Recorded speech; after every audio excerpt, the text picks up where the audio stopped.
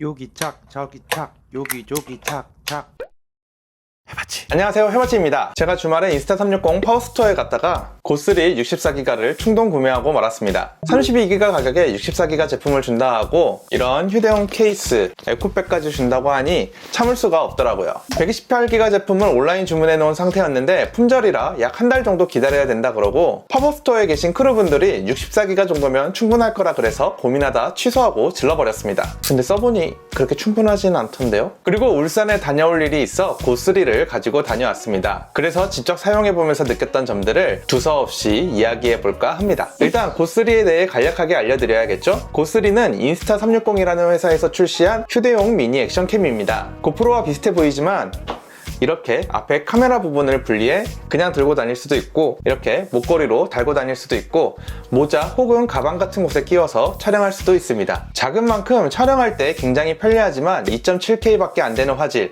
추가할 수 없는 저장 공간, 교체할 수 없는 배터리 등 단점도 아주 명확한 기기입니다. 자세한 스펙맨 리뷰는 유튜버 주군, 비디오 클래스 등 전문가분들이 잘 정리해 주신 게 있으니 그분들의 영상을 보시면 좋을 것 같습니다. 이미 보신 분들도 많으시죠? 일단 제 개인적인 소감을 말씀드리자면 메인 카메라가 없는 분들에게는 절대 비추입니다.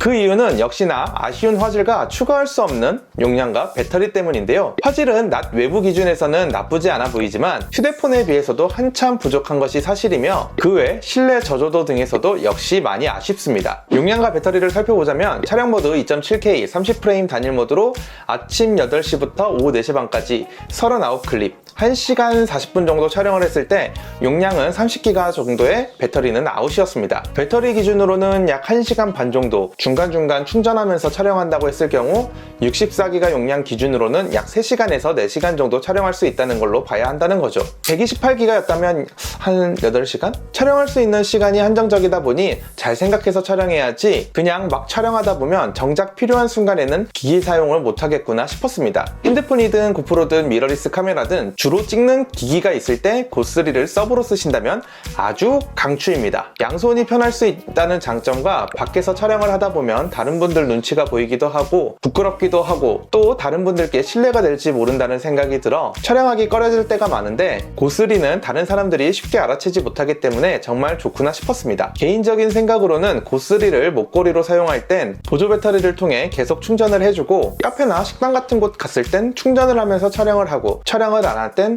핸드폰 어플을 통해 파일을 주기적으로 옮겨주면서 사용한다면 불편하긴 하겠지만 어느 정도 보완된다 생각하기에 충분히 메리트 있는 기기라 생각 들었습니다. 참고로 파일 전송 속도는 30기가 기준, 핸드폰 전송은 약 25분 정도, 컴퓨터 전송은 약 15분 정도 소요되었습니다. 개인적인 소감은 이 정도이고 사고 나서 알게 된 것들을 이야기해 드리자면 우선 카메라와 본체의 자력이 생각보다도 더 강합니다. 그래서 카메라를 본체에서 뺄 때 조심히 빼야지 안 그러면 이거 빼다가 떨어뜨릴 것 같더라고요. 그리고 이 스탠드 볼 부분, 이 부분 움직이는 게 굉장히 뻑뻑합니다.